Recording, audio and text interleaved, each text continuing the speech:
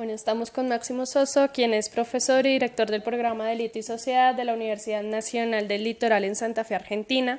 Aprovechamos su visita a Colombia en el marco del Congreso Internacional Criminología Mediática, Justicia Penal y Política Criminal, organizado por la Escuela de Investigación Luis Carlos Pérez de la Universidad Nacional de Colombia, para dialogar con él sobre los debates actuales y contemporáneos del control social del delito. Máximo, mucho se ha dicho sobre el nacimiento de la prisión como una institución fundamental del castigo moderno, la cual tenía como finalidad la corrección del criminal. Del mismo modo, distintas corrientes criminológicas, tanto positivistas como críticas, han señalado que ese proyecto ha fracasado desde su mismo nacimiento. No obstante, tú has señalado que existe una economía mixta de la prisión real, en la cual el proyecto normalizador, disciplinario y correccional se mantiene vivo en términos retóricos. ¿Podrías un poco profundizar en esta idea? Sí. En realidad hay como dos cuestiones que están vinculadas, ¿no? La primera sería el tópico del fracaso de la prisión con respecto al modelo correccional, al ideal de corregir a los individuos que han cometido un delito. Evidentemente parece haber pocas dudas de que la prisión no produce corrección, sino que lo que produce es degradación de los seres humanos a través de unas formas de intervención sobre su vida que implica el secuestro en la prisión, que producen múltiples privaciones mucho más allá de la privación de la libertad, y que esa degradación y esas privaciones luego repercuten en la salida de la prisión de las personas, en el reforzamiento de su exclusión social y por tanto en transformarlos de nuevo y aún más profundamente en objetos de distintas prácticas de marginalización. Ahora, una cosa es cuál es el efecto de la prisión, que fue organizada en torno al ideal correccional, y otra cosa es la discusión acerca de cómo está organizada la prisión. Entonces hay alguna lectura en el debate contemporáneo de la sociología de la prisión que enfatiza lo que podríamos llamar un mecanismo de sucesión. Enfatiza la idea de que el modelo correccional de la prisión moderna murió y ha sido reemplazado por otro modelo de gobierno de lo que acontece adentro de la prisión, que muchas veces se identifica con la expresión prisión depósito, ¿no? La idea de una prisión que se desprende del ideal de la corrección del criminal y por tanto de lo único que se trata es de mantener encerradas a las personas durante un lapso de tiempo más o menos prolongado para, por un lado, retribuirles el daño que ocasionaron al haber cometido un delito con un daño contundente y, por otro lado, para neutralizarlos con respecto a la posibilidad de que vuelvan a cometer delitos en el futuro. Esa lectura de la prisión contemporánea, que piensa que la prisión contemporánea ha dejado atrás el modelo correccional y ha abrazado un modelo incapacitante, para decirlo de algún modo, el modelo de la prisión depósito, está muy inspirada en los desenvolvimientos al interior de las prisiones en los Estados Unidos desde los años 1970 en adelante, en donde efectivamente hubo una fuerte crítica al ideal rehabilitador y una crítica al ideal rehabilitador que se tradujo en desplazar al ideal rehabilitador de los textos legales y reglamentarios, en acabar con el lenguaje de la rehabilitación y en acabar con las prácticas que pretendían llevar adelante ese ideal.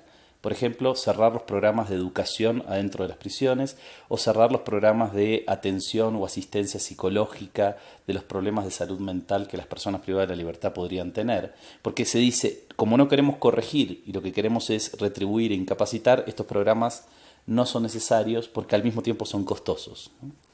Entonces, de hecho, la expresión prisión-depósito nació en la sociología de la prisión estadounidense.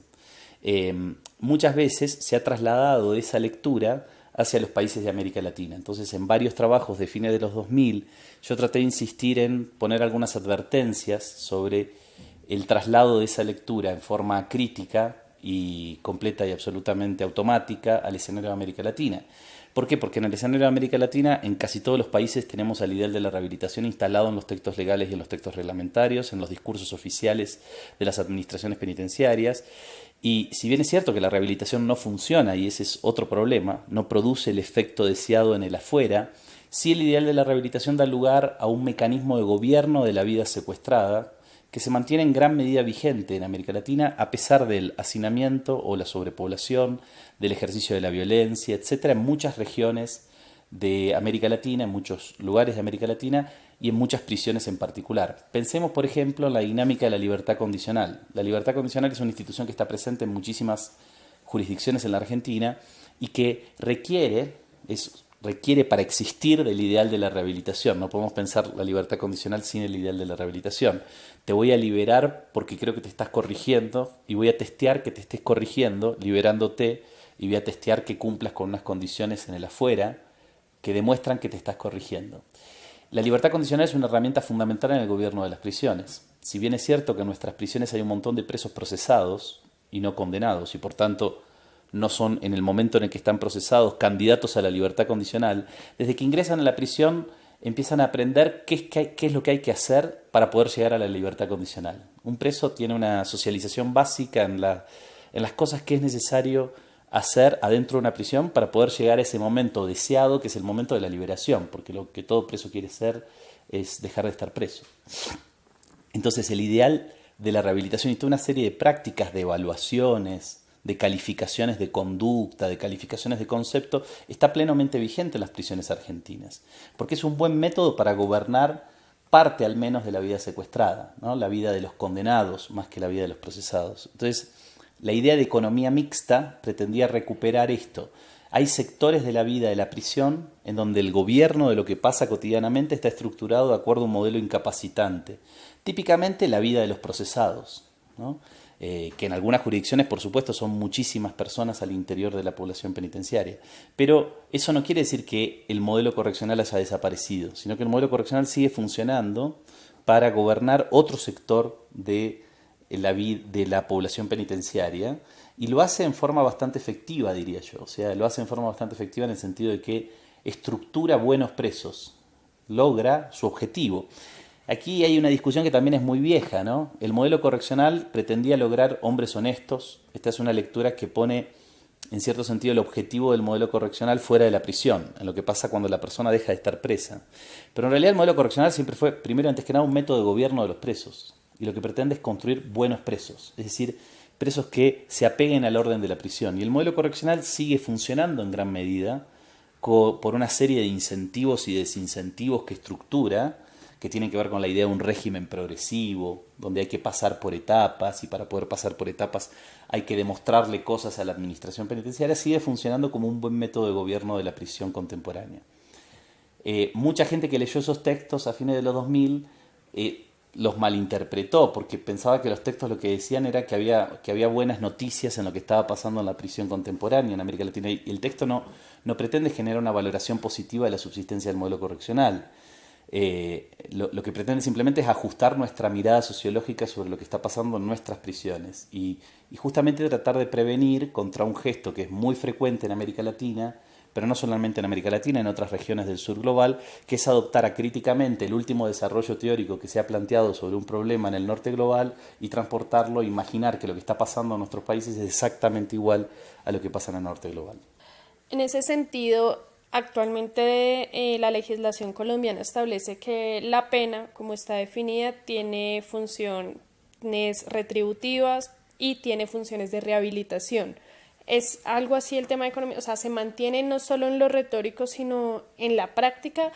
Aquí ha habido algún elemento interesante de análisis, y es que si bien se han mantenido los programas, digamos, de redención de pena que siguen funcionando, se mantienen las medidas como la libertad condicional, se ha implantado también el término de la eficacia penal para tratar de producir condenas mucho más rápido, y eficacia no bajo el entendido de producir justicia, sino de producir condena.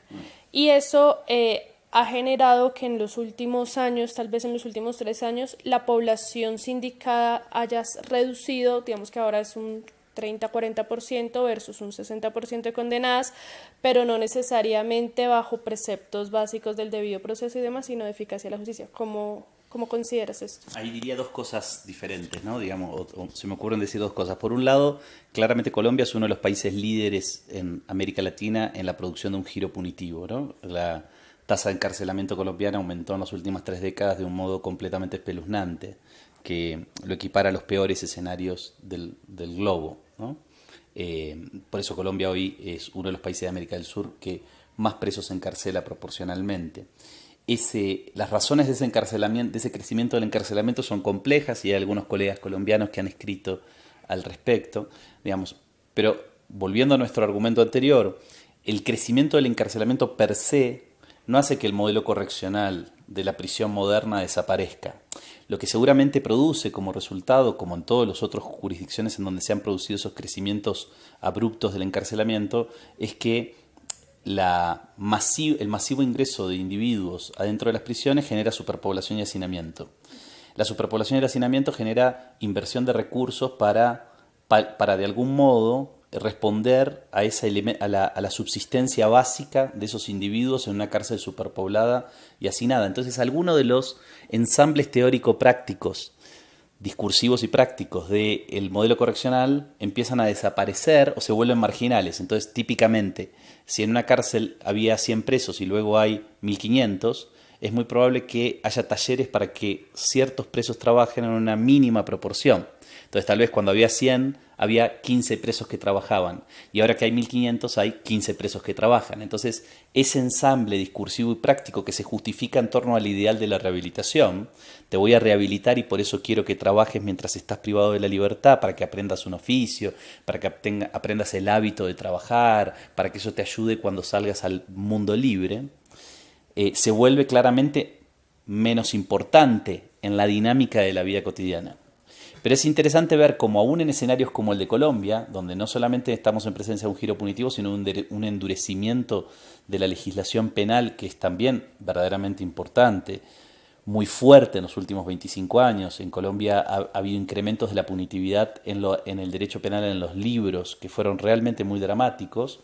Aún en ese escenario, fíjate cómo subsiste una institución como la redención de pena o la libertad condicional, porque sigue siendo un instrumento que por un lado tiene un cierto peso simbólico para algunos actores que aún creen en el ideal de la rehabilitación, y segundo porque tiene también un peso práctico, porque es una herramienta práctica para gobernar a los presos, tener esos instrumentos que le permiten al administrador de la prisión, al director de la prisión, a los guardias de la prisión, tener algo que ofrecer a cambio de el cumplimiento de ciertas reglas formales e informales que la administración penitenciaria propone. Entonces, claramente es un muy buen ejemplo de que aún en un escenario de alto nivel de incremento de la punitividad, incremento de la tasa de encarcelamiento, incremento de la punitividad en los papeles, incremento de la punitividad en los hechos, es interesante ver cómo subsisten esas herramientas típicas del modelo correccional, porque tienen una eficacia simbólica, pero también porque tienen una cierta eficacia práctica en el gobierno cotidiano de la vida secuestrada.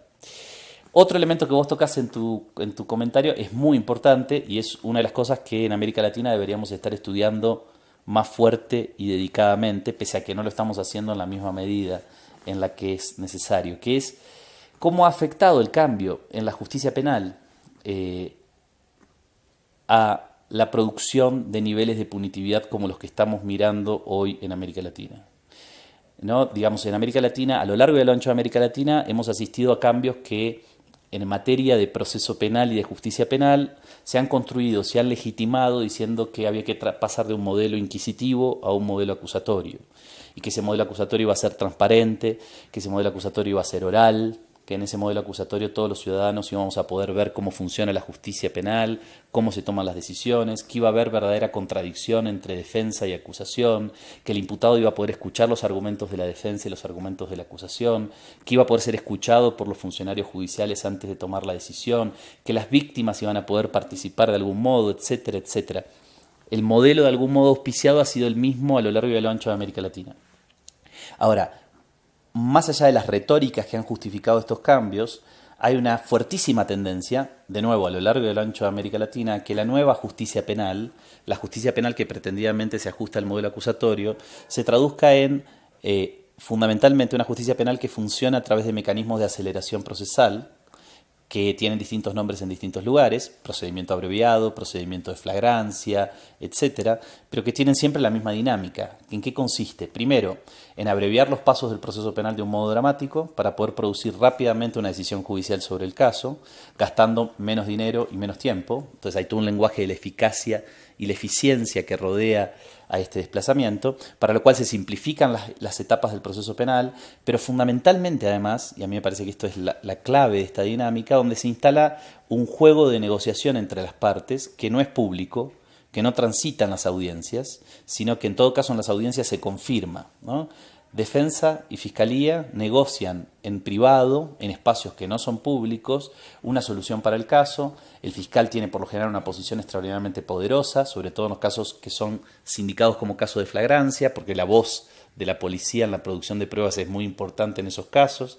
Entonces la defensa tiene poco margen de maniobra, la Fiscalía suele imponer sus criterios, porque tiene, no digo siempre, pero en muchos de los casos, mucha más capacidad, mucha más fuerza en la negociación, y eso termina en una decisión judicial que por lo general es de sentencia condenatoria, a veces de cumplimiento efectivo, a veces no, y en algunos pocos casos de suspensión del juicio a prueba. Pero sin duda, para pensar el crecimiento del encarcelamiento en América Latina, estos mecanismos de aceleración procesal han sido un elemento que ha jugado.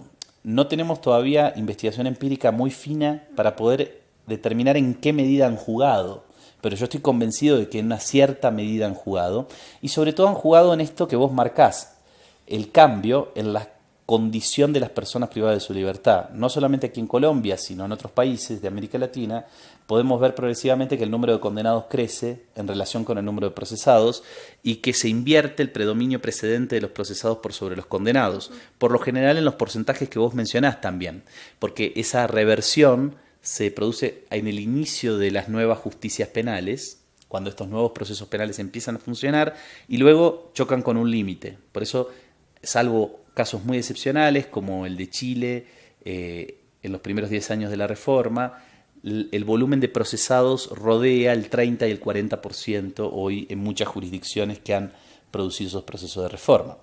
Entonces, con respecto al auge de los procedimientos abreviados, procedimientos de flagrancia, hay casos extremos. Yo estoy haciendo un estudio empírico en la provincia donde vivo, en la provincia de Santa Fe, en la Argentina, que tiene un proceso penal completamente acusatorio y oralizado, pero que ha hecho una introducción del procedimiento abreviado extraordinariamente fuerte. Y uno de los primeros descubrimientos que produjimos es que del 97% de las sentencias condenatorias que se dictaron durante los 3 primeros años de este nuevo proceso penal, del 100%, el 97% se dictaron en procedimiento abreviado. Eso quiere decir 9.7 de cada 10. El juicio oral y público, que era la reina, de algún modo, de este nuevo proceso penal, desaparece radicalmente en la dinámica de la justicia penal nueva, de la justicia penal reformada. Y lo que hay es procedimiento abreviado.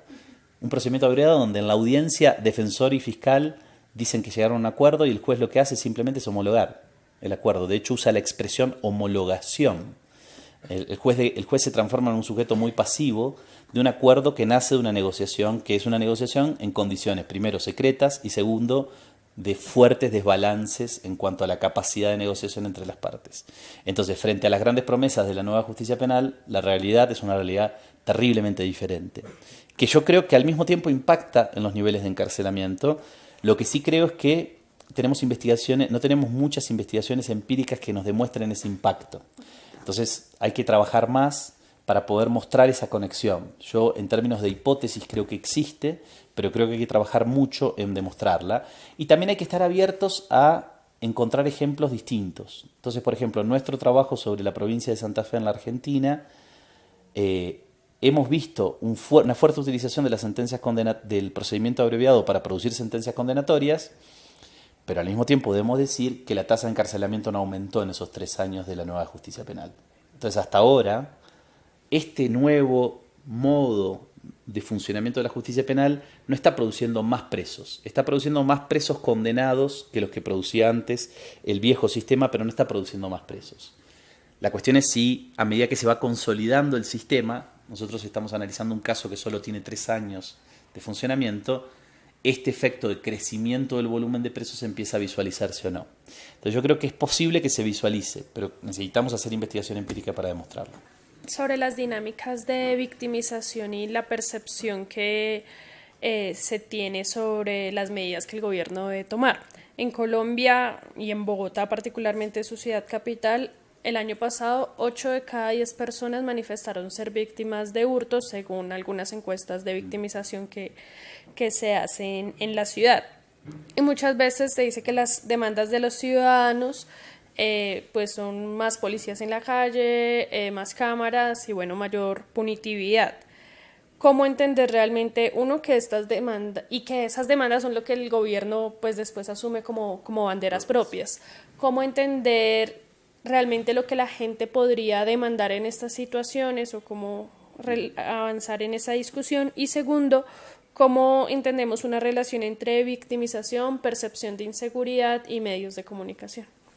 Bien, son preguntas difíciles, pero voy a tratar de ser sintético. Digamos, no conozco las encuestas de victimización en Bogotá y no conozco su calidad, pero a priori diría que un índice de victimización de 8 sobre 10 en materia de hurto personal es una cifra extraordinariamente exagerada y me genera serias dudas de que sea una cifra verdadera. Nosotros hacemos encuestas a una muestra representativa de ciudadanos de la ciudad en donde yo vivo, que es una ciudad de 600.000 habitantes. Entrevistamos a 3.000 hogares desde hace 10 años y el índice de victimización de lo que nosotros llamamos hurto y robo rodea el 12 o el 13% y es muy alto para una ciudad argentina. No me parece que sea posible que el índice de victimización de Bogotá sea del 80% en un lapso temporal de un año. Probablemente la pregunta que le están haciendo en la encuesta es si alguna vez fue víctima de un hurto personal. Pero bueno, ahí ya tenemos un problema porque el índice estandarizado de victimización se construye sobre una medida temporal, una unidad temporal que es de un año. Habría que mirar cuáles son esas técnicas con las que se produjeron ese dato, pero en principio me genera un poco de desconfianza. Yo creo que los niveles de victimización, de determinado tipo de experiencia de victimización, que es por otro lado lo que ilustra ese tipo de estudios, como la encuesta de victimización, porque hay muchas otras formas de victimización que la gente no registra en ese instrumento, porque entre otras cosas las encuestas tampoco lo preguntan, pero además porque es difícil preguntarlo. Pensemos, por ejemplo, en la violencia contra la mujer. Las encuestas de victimización se suelen hacer en el hogar, cuando son cara a cara, eso implica que una mujer tendría que contarle a un encuestador que es un extraño, que ha sido víctima de una violencia, que por lo general, lo sabemos, ha ocurrido en el mismo hogar. Entonces es improbable que ese instrumento sea bueno para iluminar ese tipo de experiencia de victimización. Pero volviendo entonces a lo que decías, ¿en qué medida, si hubiera un alto nivel de victimización, como potencialmente puede haber en Bogotá con respecto a este tipo de delitos contra la propiedad, es posible pensar que ese tipo de victimización en los sectores poblacionales que experimentan más frecuentemente ese tipo de experiencia produzca una preocupación social con respecto al delito y una sensación de inseguridad y un miedo frente al delito, que se puede incluso transportar al plano conductual. Entonces puede generar conductas de evitamiento, dejar de hacer cosas que antes hacías para no ser víctima de un delito, dejar de ir a determinados lugares, por ejemplo, o dejar de salir solo de noche, por ejemplo, o adoptar comportamientos de autoprotección, hacer cosas que antes no hacías para evitar ser víctima de un delito. A mí me parece que las evidencias científicas que tenemos recolectadas sobre la relación entre victimización y sensación de inseguridad nos permiten pensar que es probable que ante altísimos volúmenes de victimización haya un cierto impacto, pero no hay que pensarlo en términos de una alineación matemática. No es que porque creció la victimización crece la preocupación, porque baja la victimización baja la preocupación, porque de hecho está muy demostrado que aun cuando se experimenten descensos fuertes, sostenidos en el tiempo de los niveles de victimización, los niveles de preocupación y de miedo al delito persisten. Porque la preocupación y el miedo al delito no se alimenta solo de la victimización. Lo que yo sí quiero decirte es que no creo que la victimización sea algo completamente intrascendente en la construcción de la preocupación social. Entonces, para poner un ejemplo clásico, si vos sos mujer, afrodescendiente, y vivís en Brixton, en el Outer London, en un barrio extraordinariamente pobre y marginalizado, y tenés miedo de ser víctima de un acto de violencia en la vida pública, en el espacio callejero, es un miedo más o menos razonable. ¿Por qué? Porque los niveles de victimización de ese tipo en ese lugar, para ese tipo de población, mujer, afrodescendiente, joven, son bastante elevados. Entonces, hay un sustrato de experiencia en la construcción de las preocupaciones y las sensaciones. Ahora, eso no quiere decir que las preocupaciones y las sensaciones solo se nutran de las experiencias. Y aquí juega un rol muy importante el impacto de los medios de comunicación en la forma en la que producen información acerca del delito común y popularizan la idea de que hay una onda de hurto personal en Bogotá y que nadie puede salir a la calle sin que sufra un hurto. Eso produce también preocupación y produce también miedo. Entonces, evidentemente hay factores extra, más allá de la experiencia de victimización, que impactan en la manera en la que construimos nuestras preocupaciones y nuestras sensaciones. Los medios de comunicación, su modo sensacionalista, espectacular de informar sobre el problema del delito y de instalar verdaderas olas delictivas, son un factor. Pero también otro factor puede ser, por ejemplo, ser una persona de la tercera edad. Está bastante comprobado que las personas de la tercera edad tienen altos niveles de preocupación social con respecto al delito y de sensación de inseguridad. Está comprobado en lugares muy distintos del mundo. ¿Por qué eso es así? Bueno, no es porque son muchas veces víctimas de ese delito, sino que están experimentando un momento de su vida en donde una serie de seguridades están en crisis, ¿no? Desde la relación con los miembros de su familia, hasta la posibilidad de quedarse solos, hasta la posibilidad de no darse abasto a sí mismos para poder llevar adelante su vida cotidiana. Y una de las maneras de cristalizar ese conjunto de preocupaciones es en la preocupación por el delito. Y en esa dirección hay muchos otros ejemplos que podríamos hacer de factores extra victimización que impactan. Ahora, cuando pasamos a la demanda de punitividad, es como otro paso ulterior, y eso también analíticamente deberíamos diferenciarlo. Uno puede tener mucha preocupación por el problema del delito en su ciudad y no traducirse eso necesariamente en una demanda de mayor punitividad. La demanda de mayor punitividad puede estar afectada por un alto nivel de victimización o un alto nivel de sensación de inseguridad, pero también puede no estarlo. No hay una relación matemática y automática, lineal, entre estas variables, entre estas dimensiones. La construcción de la punitividad del público es también un fenómeno extraordinariamente complejo, donde interviene, de vuelta, el rol de los medios de comunicación, los mensajes que se envían a los medios de comunicación acerca de qué es lo que hay que hacer con respecto a estas olas de delito común, pero también impacta, por ejemplo, la ideología de la persona a la cual estamos preguntando, o sea, su posición política.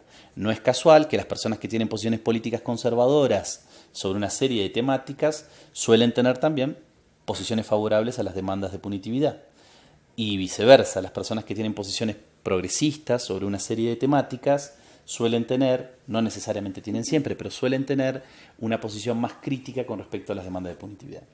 Entonces, a mí me parece que todas estas dimensiones requieren investigación empírica. Y requieren investigación empírica en cada contexto, porque puede haber un nivel de variación entre los contextos y tenemos que estar atentos a ese nivel de variación. Lo que está claro es que no hay un público que reclama punitividad, que eso es una invención, digamos, porque en realidad no hay un público, hay públicos, hay grupos sociales muy diferentes entre sí que se relacionan con el problema de la punitividad de manera muy diferente. Entonces una cosa es ser un anciano y otra cosa es ser un joven, una cosa es ser de clase media, otra cosa es ser de clase trabajadora o de clase alta, una cosa es vivir en un determinado escenario urbano, otra cosa es vivir en otro determinado escenario urbano. Yo he trabajado bastante haciendo investigación empírica sobre esto en función de esa encuesta que te comentaba que venimos haciendo hace 10 años, y lo que nosotros encontramos es un público muy partido en varios pedazos, que tiene orientaciones muy diferentes con respecto a la pregunta qué es lo que debemos hacer acerca del delito y de la pena.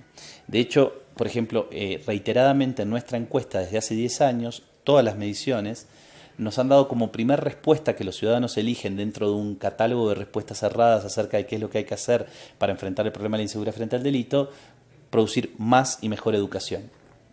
Esa es la respuesta que recibe el mayor volumen de adhesión. Luego hay toda una literatura y toda una línea de investigación que, tratando de mostrar la complejidad que esto tiene, también trata de indagar las técnicas que utilizamos para registrar empíricamente los niveles de punitividad. Entonces, está claro que cierto tipo de preguntas favorecen la inclinación hacia la mayor punitividad del público. Por ejemplo, preguntas que tienen una estructura binaria, una respuesta cerrada de carácter binario, sí o no. También está claro que cuanto más información los ciudadanos tienen sobre el tópico sobre el cual vos querés preguntar, más posibilidades hay de que la respuesta sea menos punitiva, ¿no? Nosotros hacemos un ejercicio hace varios años en donde le damos un caso a la persona que entrevistamos para que lo resuelva y le ponga una pena. Y es un caso real, que tiene una pena real impuesta por la justicia penal, y el 70% de los ciudadanos imponen penas más bajas que la de la justicia penal. Pero cuando le preguntamos si la justicia penal es benévola con el delito, si es muy dura o es muy blanda, la mirada de que la justicia penal es muy blanda tiende a estar enfatizada. ¿Por qué? Porque hay falta de información sobre lo que efectivamente son las decisiones judiciales. Entonces, que el público reclame punitividad es claramente un artificio, es una construcción artificial generada por el mundo de los medios y por el mundo de la política, por determinados actores de los medios y por determinados actores de la política, y se construye claramente al servicio de una serie de respuestas estatales que son las que se pretenden producir. Entonces, frente a esta idea ingenua de que cuando los políticos contemporáneos promueven decisiones legales o de política pública que incrementan los niveles de punitividad, están respondiendo a la demanda del público, hay que leer eso de un modo muy diferente. Esos mismos actores contribuyen a crear esa imagen de que el público reclama punitividad y luego la utilizan como una base de legitimación de un conjunto de decisiones que toman porque están convencidos de qué es lo que se debe hacer, porque responde a sus principios y enfoques desde el punto de vista ideológico. Por lo tanto, se trata de políticos que en líneas generales en este terreno expresan una forma de conservadurismo. O B, porque aun cuando no sean ese tipo de político, trabajan cínicamente sobre lo que consideran que sería un tipo de decisión que produce consenso público, consenso político, consenso electoral. Entonces, aun cuando no crean en que ese es el tipo de respuesta adecuada, ni moral, desde el punto de vista moral o ético o desde el punto de vista de la efectividad, construyen esas decisiones porque es la manera de producir su lugar de autoridad. Siguiendo un poco con el tema de los medios de comunicación, quisiera preguntarte, ¿los sistemas informativos solo pueden funcionar si seleccionan? No se muestra todos los hechos de una sociedad, sino los que deciden demostrar como hechos noticiosos. ¿Cómo se relaciona esta selección de los medios de comunicación con la selectividad del derecho penal? Y seguramente la selectividad de los medios de comunicación reproduce y amplifica la selectividad del sistema de justicia penal. Digamos, en líneas generales, el material empírico fundamental de la producción de mensajes desde los medios de comunicación acerca del delito son eventos delictivos producidos por sujetos débiles económica y socialmente que tienen una serie de características que los vuelven espectaculares. Por eso la presencia de la violencia, por eso la presencia de, entre comillas, buenas víctimas, o sea, víctimas que sean moralmente intachables y que son víctimas que se consideran sujetos puros, mujeres, niños, ¿no? Por eso también muchas veces la presentación de eventos delictivos en donde hay claramente posiciones de clase muy diferentes entre los participantes. El ofensor proviene de los sectores populares, el ofendido proviene de los sectores medios o incluso de los sectores altos. Entonces hay una fuerte focalización en la dinámica de los medios de comunicación en ese tipo de noticia, en la producción de ese tipo de historias y en construir mensajes en torno a ese tipo de eventos, que son los eventos en los que se focaliza fuertemente la justicia penal, porque la justicia penal aquí en Colombia o en cualquier otro lugar del mundo trabaja selectivamente y en ese trabajo selectivo tiende a enfatizar fuertemente el delito de los débiles, ¿no? Ciertas formas de delito contra la propiedad, ciertas formas de delitos contra las personas, ciertas formas de delitos contra la integridad sexual, delitos relacionados con las drogas ilegales, también ciertas formas de delitos relacionados con las drogas ilegales. Si paseamos por América Latina mirando por qué están presas las personas que están presas, estas 4 familias de actos delictivos son las que concentran, y el homicidio, perdón, son las que concentran claramente la mayor parte de las personas privadas de la libertad. Lo que no quiere decir que en los medios de comunicación no existan dinámicas también sobre ciertas formas de delito de los poderosos. Y en algunas jurisdicciones de América Latina hoy es importante notar cómo ciertas formas de delito de los poderosos están colocadas en el centro de la escena. Debatíamos en el Congreso, por ejemplo, el caso de Argentina o el caso de Brasil con respecto a la corrupción por parte de los políticos profesionales, ¿no? Sobre todo la corrupción del gobierno anterior. Luego de unos cambios políticos muy dramáticos, como se alían fuerzas de los medios con fuerzas de la política para instalar centralmente en los medios de comunicación el funcionamiento de la justicia penal sobre casos de corrupción, sobre delitos de sujetos poderosos, ¿no? Y ese es un fenómeno interesante, emergente, que desde una mirada ingenua puede ser visualizado como algo positivo, es decir, bueno, al fin los medios de comunicación están dando vuelta al desbalance tradicional de sus formas de producir información acerca del delito. Al fin los poderosos están en el centro de la escena, pero también es preciso tener en cuenta cómo en este giro de los medios hay una fuertísima dinámica política por detrás, una dinámica de combate político entre alianzas gubernamentales nuevas y alianzas gubernamentales viejas, ¿no? Entonces eso se ve muy claramente en cómo los medios de comunicación selectivamente le prestan atención a la noticia de los delitos de los poderosos de la vieja alianza gubernamental, pero no a los delitos de los poderosos de la presente alianza gubernamental, pese a que existen materiales empíricos que darían lugar a ese tipo de producción de información. Pero creo que eso también sucede hoy en la contemporaneidad, lo tenemos que incorporar en en la construcción de nuestro panorama acerca de la relación entre los medios y el delito, ¿no? Donde yo vivo en la Argentina hoy, si vos abrís un diario hoy en la Argentina, tenés entre la primera y la segunda página una noticia sobre una acción judicial en relación a un acto de corrupción de la alianza gubernamental anterior. Entonces ahí tenés una dinámica que está en movimiento y que es muy potente y que es preciso analizar detalladamente. En el derecho penal moderno, la racionalidad está sumergida en la idea de la pena como fin último del sistema criminal. Podemos decir entonces que ya no está fracasando, sino que ha sido exitoso porque la pena efectivamente se convirtió como fin último y así se está aplicando en tanto versus contexto latinoamericano como con otros contextos de otros países. Yo no soy muy amigo de la construcción de afirmaciones extraordinariamente generales. Soy un poco desconfiado con respecto a esas afirmaciones. Es cierto que en algunas jurisdicciones del mundo los niveles de punitividad han crecido extraordinariamente en los últimos 40, 30 o 20 años, dependiendo de los casos, y tenemos escenarios en donde los niveles de punitividad son extraordinarios. El ejemplo de Colombia es un muy buen ejemplo, pero también el ejemplo de Argentina. Argentina tiene hoy 170 presos cada 100.000 habitantes y en el año 1992 tenía 65 presos cada 100.000 habitantes. Entonces es un crecimiento extraordinariamente dramático. Pero también hay jurisdicciones en el mundo donde eso no ocurre. Y es importante entender que esto es así. Es importante no ceder a la tentación de que lo que pasa en California pasa en todos lados del mundo. Porque eso aplana las diferencias que existen en el mundo y nos devuelve una imagen uniformizada del mundo que no existe, que no es real. Entonces, hoy en Holanda hay 59 presos cada 100.000 habitantes. Y hace 10 años había 125 presos cada 100.000 habitantes. O sea, hoy Holanda tiene la mitad de presos que tenía hace 10 años. Hoy Finlandia tiene 55 presos cada 100.000 habitantes y hace 30 años tenía 300 presos cada 100.000 habitantes. Tiene un sexto de la población penitenciaria que tenía hace 40 años. Hoy en la India hay 30 presos cada 100.000 habitantes. Y es un país que tiene 1.000 millones de habitantes. No es un paisito perdido en el mundo. Porque siempre cuando uno habla de Finlandia enseguida le dicen, bueno, Finlandia, son 4 millones de habitantes cerca del Polo Norte, ¿a quién le importa? Será algo muy raro que pasa ahí. No es solo que pasa ahí, pasa en otros lugares también. Entonces, esta es una primera observación que a mí me parece que es importante introducir, porque también nos plantea la pregunta acerca de qué es lo que hace que en esos lugares existan esos niveles de encarcelamiento.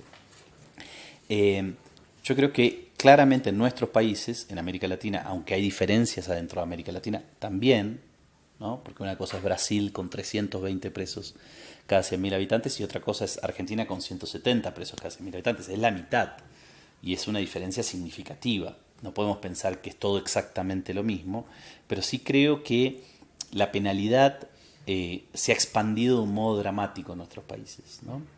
Y que ese dramatismo vuelve a este tipo de desarrollos terriblemente difíciles de combatir, terriblemente difíciles de oponerse a, ¿no? Porque son desarrollos que se anclan claramente en transformaciones macroscópicas de carácter económico, de carácter social, de carácter cultural. Pero sí creo que la clave de esta transformación está en la vida política y en el combate político.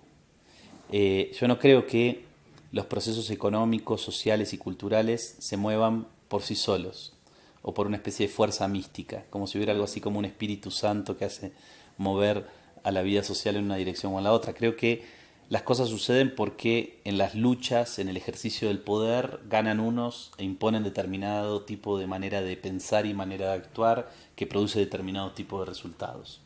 Entonces, como creo que el motor justamente que el motor de la historia es la lucha, creo que es posible luchar contra esta situación dramática de incremento de la punitividad. Y por eso me parece interesante para nuestros países pensar en esos casos en donde el crecimiento de la punitividad se detuvo, o pensar en esos casos en donde el crecimiento de la punitividad bajó. No solo se detuvo, sino que se revertió. Por eso los casos de Holanda o de la India me parecen casos que una persona que vive y piensa en América Latina debería intentar comprender. Pero además hay casos en América Latina que nos muestran que ese tipo de descensos no son del todo imposibles. Ecuador tenía en el año 2007 130 presos cada 100.000 habitantes. Era una tasa relativamente contenida ya para el año 2007 en la región, pero que venía de un crecimiento abrupto durante todos los años 2000. Y en los primeros 2 años del gobierno del presidente Correa se produjo un descenso a 73 presos cada 100.000 habitantes, o sea, la mitad. Ese proceso luego se revirtió y hoy Ecuador tiene 165 presos cada 100.000 habitantes al interior de la misma experiencia política, ¿no? Y lo vuelves un caso fascinante para comprender qué es lo que pasó. Pero esos primeros 2 años son un momento y un caso muy interesante, porque es un momento y un caso en donde, en el medio de una América Latina en donde los niveles de encarcelamiento crecían sin parar, hay una jurisdicción en donde se producen una serie de dinámicas que van en la dirección contraria. Y esa serie de dinámicas que iban en la dirección contraria tienen en la base a la política, ¿no? No es que los niveles de exclusión social en Ecuador entre el año 2007 y el año 2009 cambiaron radicalmente, pese a que también hubo políticas sociales muy interesantes lanzadas por el gobierno del presidente Correa.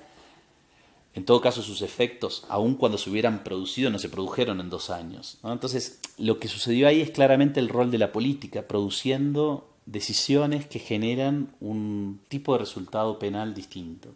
Entonces, me parece que pensar en esos casos no es algo que solamente tenemos que hacer como una curiosidad, ¿no? Porque también hay una especie de tentación de decir, bueno, eso es como un accidente, sino que tenemos que pensar detalladamente, investigar detalladamente esos casos porque nos pueden dar claves sobre cómo producir obstáculos a la constante deriva punitiva que podemos ver en la mayor parte de nuestros países. Pues, relacionadamente con el tema de la victimización, conocemos el crimen o la experiencia con el crimen a través de los medios de comunicación. Es una forma de acercarse a la experiencia del crimen. Pero también los medios de comunicación están mediatizando sobre el funcionamiento del sistema judicial. Ya no solo sobre la etapa primera de los hechos del crimen, sino sobre cómo debería desarrollarse un proceso judicial. ¿Qué efectos tiene esta mediatización del conocimiento del sistema en los procesos de criminalización secundaria y en los procesos judiciales? De vuelta, este es un tópico muy interesante que reclama más investigación empírica de la que tenemos, ¿no? Esta sería la primera cosa que es importante señalar.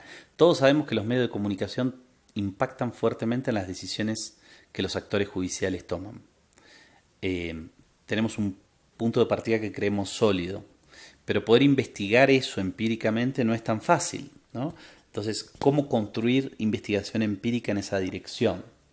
Es muy difícil que un juez o un fiscal, a la hora de justificar su decisión de acusar o condenar, hagan una referencia explícita al tratamiento por parte de los medios de comunicación del caso sobre el cual están interviniendo. Nosotros hemos hecho, por ejemplo, entrevistas con estos actores, con fiscales y con jueces, y también con defensores, y les hemos hecho preguntas sobre cuál es su relación con los medios de comunicación, en qué medida perciben que hay una presión para tomar decisiones o no. Y es muy interesante ver cómo, y le hicimos preguntas también sobre cómo veían esas presiones con respecto a los otros actores del teatro judicial, digamos, ¿no? Que opinara cada actor sobre los otros actores. Y la primera cosa que es fácil de ver es que por lo general los actores sobre sí mismos sostienen que las presiones de los medios de comunicación existen, pero no son efectivas. Es decir, que existe, por la forma en la que informan acerca del caso, una presión hacia tomar cierta decisión, pero que ellos, como actores judiciales independientes, que tienen una formación específica y una mirada específica, resisten esas presiones en forma más o menos heroica y toman las decisiones que es preciso tomar de acuerdo a lo que dice el texto legal, ¿no? Esta es la típica respuesta, ¿no? Pero es interesante que cuando le hicimos preguntas sobre qué le pasa a sus colegas de posición, a los fiscales opinando sobre los otros fiscales, a los jueces opinando sobre los otros jueces, ahí aparece claramente en la mirada sobre los otros, no en la mirada sobre sí mismo, el reconocimiento de la influencia. Especialmente nosotros hicimos las preguntas en torno a las decisiones de prisión preventiva, o sea, las decisiones de pedir prisión preventiva o de imponer prisión preventiva de fiscales y de jueces. Y ahí vemos en esa dinámica de cuando el fiscal o el juez habla de otros fiscales o jueces, que ellos reconocen que los casos que están en los medios de comunicación inmediatamente producen una presión hacia que la audiencia de medidas cautelares se resuelva con una prisión preventiva efectiva. Entonces, para mí no hay ninguna duda de que eso existe, tenemos que mejorar nuestra manera de mostrarlo, ¿no? Y investigar más detalladamente cómo esto opera. Evidentemente, cuanto más importancia tiene el caso en los medios de comunicación y más seguimiento se produce en torno a ellos, podría ser una herramienta empírica para poder testear el impacto en las decisiones, ¿no? La mirada de los defensores públicos es muy interesante también al respecto, porque los defensores públicos son quienes más claramente se consideran exitosos en resistir las presiones, tanto cuando les preguntamos sobre lo que ellos mismos hacen como sobre lo que hacen sus compañeros de posición. Y eso le da a la defensa pública hoy, especialmente en la Argentina, en algunas jurisdicciones en donde la defensa pública es bastante fuerte, y podemos decir que ese sea uno de los pocos resultados positivos de la reforma procesal penal, la creación de oficinas de defensa pública bastante fuertes, con personal bastante capacitado, con bastante compromiso en la función que desempeñan, y ahí podemos ver un actor que es interesante para explorar, a mi juicio, esta temática como un lente, como un informante clave, ¿no? Que participa en todas las audiencias, que participa en todas las tomas de decisiones. Pero sin lugar a dudas, esto creo que uno puede afirmar que existe una conexión fuerte. Creo que lo que hay que hacer es trabajar en mostrarla más efectivamente y al mismo tiempo trabajar en revertirla, desde el punto de vista no de la investigación, sino del punto de vista de la intervención. Algo que es complejo, pero tampoco imposible, digámoslo así. Es preciso, me parece, construir también una utilización de los medios de comunicación en torno a este mismo problema, o sea, instalar este problema y este debate en los medios de comunicación, algo que por lo menos en la jurisdicción donde yo vivo y trabajo, en la Argentina, no está sucediendo hoy, porque también nosotros como investigadores tampoco estamos siendo muy efectivos en poder plantearlo. Bueno, Máximo, muchas gracias por tus aportes tanto al Congreso como a esta entrevista. Bueno, muchas gracias a ti y a todos por la invitación, la he pasado muy bien y espero que sigamos en contacto.